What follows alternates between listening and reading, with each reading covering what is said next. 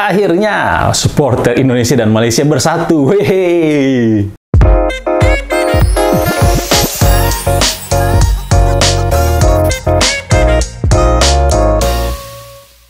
Itu karena ulah satu orang pemain bek kiri Vietnam nomor 5, Don Van Hao. Puncaknya di semifinal kemarin. Nah, di Twitter ya, saya mulai baca di Twitter dan mulai rame juga di Instagram. Mulai dari pertandingan di grup dengan Malaysia, berlanjut semifinal melawan Indonesia. Tackle-tackle keras Van Hao akhirnya kembali rame di jagat sosial media. Sebelum masuk di AFF tahun ini, kalau teman-teman ingat, tahun 2019 di SEA Games, Evan Dimas yang lagi pada puncak-puncaknya itu tanda kutip dikerjai atau memang menjadi target oleh Vietnam. Dan pelakunya sama, Don Van Hao juga.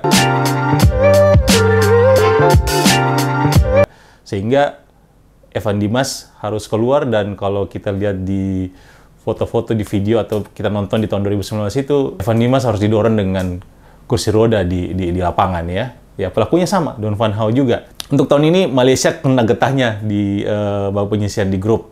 Jadi pertarungan Azmi, bek Malaysia nomor 2 itu dengan Van Hao, dimulai dari babak pertama lah ya, dengan Van Hao menyikut si Azmi, kemudian di babak kedua malapetakannya muncul kontroversi penalti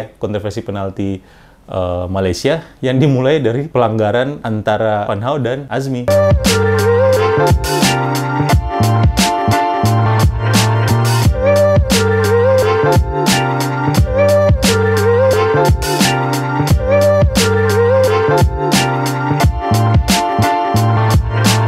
Akhirnya si Azmi kena kartu merah dan wasit memberikan penalti. Menjadi kontroversi apakah pelanggaran tersebut layak diberikan penalti. Namun kalau dari aturan sebenarnya sah-sah saja wasit memberikan penalti. Tapi yang membuat geram pendukung Malaysia ya karena si Van Hao ini yang terus memancing keributan ya, karena pelanggaran tersebut dimulai dengan Van Hao yang tangannya sebenarnya kalau di sosial media lebih detail dikasih lihat ada tangannya bergerak untuk memancing emosi si Azmi duluan. Setelah itu kemarin pertandingan melawan Indonesia di semifinal dengan kaki lurus ya, itu bisa membunuh karir Dendi sih kalau betul-betul kena full.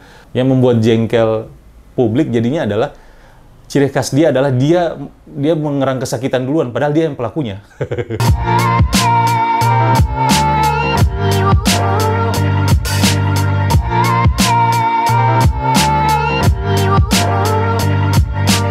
Mungkin karena cara dia memancing emosi, kemudian bagaimana reaksi dia ketika dia melakukan pelanggaran, tapi dia yang kesakitan duluan, membuat wasit menjadi bimbang kayaknya.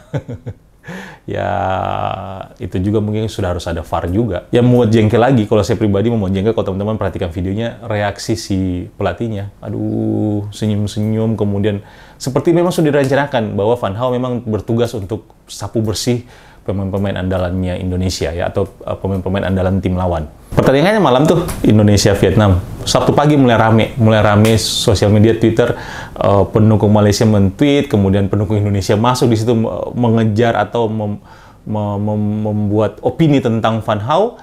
Jadinya kelihatan bersatu sekali nih. Tumben-tumbennya nih supporter Indonesia dan Malaysia bersatu. Dan Van Hao menjadi trending topik di Indonesia di Twitter. Wah, ini rame banget sampai Sabtu malam saya bikin video ini masih rame. Van Hao masih terus di atas trending topiknya. Tapi memang ketegangan Vietnam Indonesia ini tidak habis-habisnya.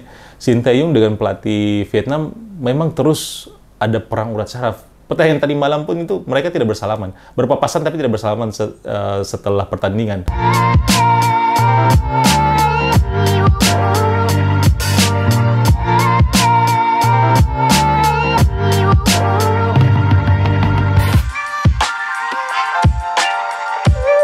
Dan di konferensi pers pun si pelatih Vietnam ini terus memberikan opini-opini yang memancing emosi. Sekarang kita tinggal tunggu pertandingan leg kedua.